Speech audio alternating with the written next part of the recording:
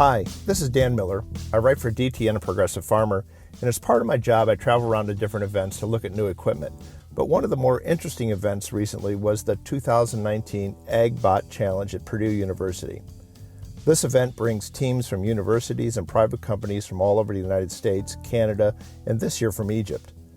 Teams compete by building machines that autonomously perform typical farming tasks, killing weeds and insects, fertilizing, seeding, and harvesting, among others, autonomously, and that means without human control.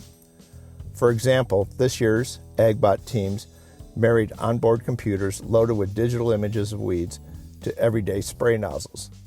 Cameras visualized a weed, the computer identified it, and a spot spray treatment was applied.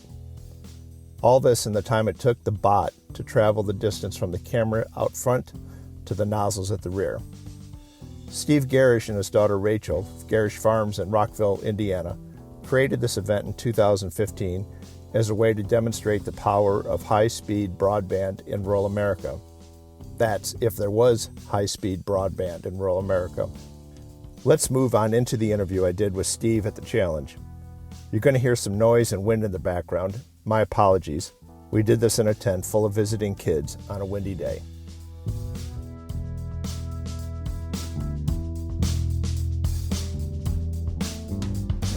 So, Steve, tell me about the agBOT Challenge. You began it at your farm. Did it start at your farm, or was it always here? Or so in 2014, we were working on rural broadband solutions, right?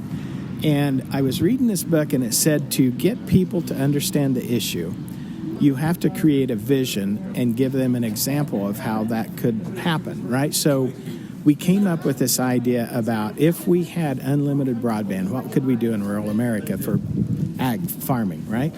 Let's try and bring the biggest minds we can to solve these problems. And so all of a sudden we have had, gosh, I don't know, maybe 40 or 50 robotics teams come over the last few years. Okay, let's work on planting first. And so we did a planting contest.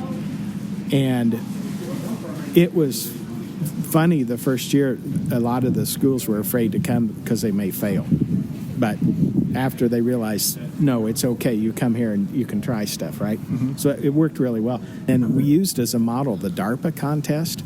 You know, the military gives $2 billion to DARPA to try stuff like this. And I thought, hell, that's a perfect example. So we brought in the DARPA expertise. We went out and looked at what people were wanting to see entertainment-wise. And so we made a big party of it. And we had it on the farm. We made it an agritourism event. The kids came. One of the nicest compliments I've ever had with the guys from Cal Poly, and they came and it goes, man, this is like Woodstock for agriculture. You know, it's like, that's cool. That's probably the coolest thing I've heard over the last 3 or 4 years. Yeah. So you're talking about solutions. I mean, that was what started all this. So can you give me a couple of examples of things that you really wanted to target? So we said we'd commit to 3 years. We did weeding. We did planting first, weeding and seeding the second year, and then weeding and harvesting the third year. So what I was looking for is farmer-centric solutions. We have a lot of folks in the industry that want to go this direction, but they're so strung up on their own business model, they don't do farmer-centric solutions. I'm a farmer. I'm getting tired of lifting seed bags. We've got people automating loading seed into planters, right? I don't want to do that anymore. That hurts my back. I don't really want to drive the tractor anymore. I just got an x-ray on my back, and the top 10 vertebrae on my right side have these calcium deposits on the right, where I've been like this half my life, right? And I'm like, I don't want to do that anymore either. But I do want to keep farming. So when I look at the solutions for the farmer, and you get very egocentric about it, it's what do I want on the farm?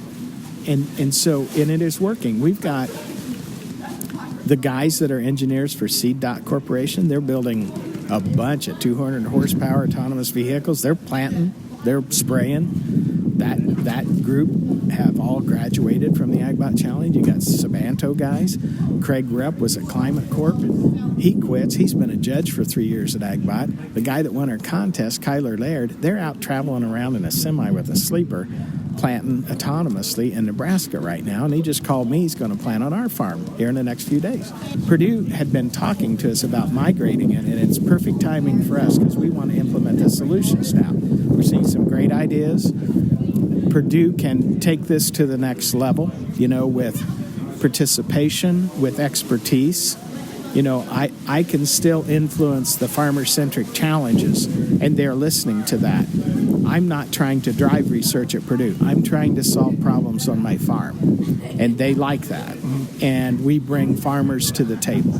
And so what we're doing is we're bringing together the uncommon collaboration of all of these folks, our sponsors, and saying industry, and we're kind of forcing that collaboration with the academics, right? Right. And it's beautiful, and that's kind of where I have expertise. So from the first agBOT challenge to today, what did you see then that's commercialized today? What's happened over the last few years? Well, Sabanto certainly has. I mean, they're out planting autonomously with their tractor and planter. We know CDOT, our folks that were doing weed identification and stuff, they're actively programming with CDOT and stuff. That's cool. Prairie Robotics Group. There's a group in Canada, Nexus, that are doing this. We've noticed that Blue River, Jorge with Blue River Technology I think he's gathered some ideas from the contest about how we look at weeds and the plants differently, and some of the tools that we're using, right? We're all coming to a sense of technology that is working for us, like Linux, like ROS, like Raspberry, like Linux controllers. We've got NVIDIA processors and stuff, graphical processing to do these. So I've got a company called Qmira, and we were doing automated microscopy, and we'll have over 1 billion images this year of nematodes to where we can go out and identify those in these soil samples. And these teams are going to help us.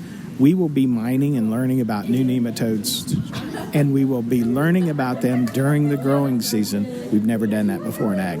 What I'm trying to do is we're trying to guide this towards, as a farmer, I need to know before something's going to happen and fix it. That's what we do, right, during the growing season. Sure.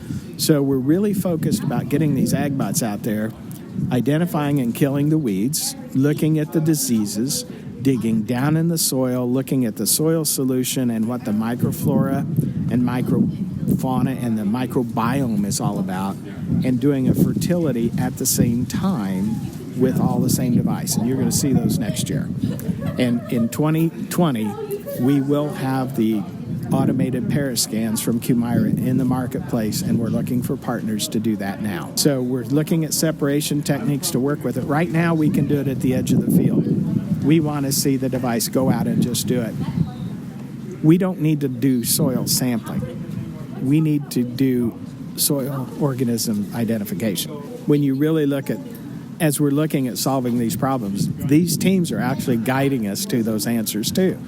All of a sudden you're like, we've been asking the wrong question. We don't want to learn how to soil sample. Why would we want to learn how to soil sample? What I want to know is what's in the soil where that plant's growing. Right. That's what I want to know. And then can you do something about it? I don't want you coming back and tell me I need to do something. I got all kinds of people telling me what to do.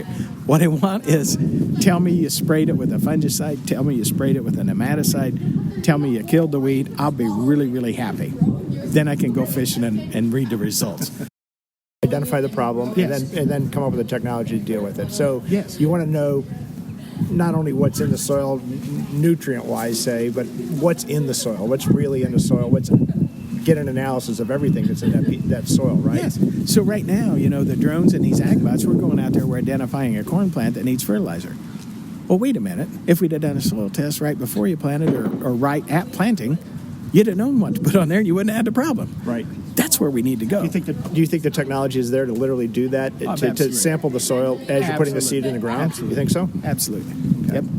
Last question then. So you're 4 years into this, say 4 years down the road, 2023, what would you envision? What do you think you're going to see? I think you would see the refinement of the principles I'm talking about now. I think you will watch the traceability, the economics, and the incorporation of business model economics for the farmer into it.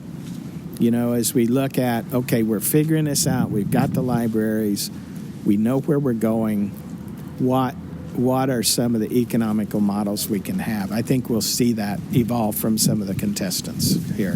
I said last question. One more question. Purdue specifically, but maybe the ag colleges in general, are they turning out the engineers, the computer programmers, the people who would understand all this? I mean, do you feel like you're getting that talent out into the field? No. I think that we are just beginning to do that. I think the colleges are redefining what our issues are in agronomy and agriculture. And I think the ones that get there first will be the most successful. But I also see a whole new field of what I call uncommon collaborations. A lot of the schools have been very siloed, right? They're trying to do everything themselves. And I think if you see, as you walk around here, you'll see CS, computer science, double E guys. I think you're seeing a more integrated approach to the problems that most of the ag schools, they've got to just get out of agronomy and say, oh my gosh, we need to bring these tools to bear, right? So we're seeing a lot more of that. And the ones that do that more successfully, I think, will be very popular ag schools.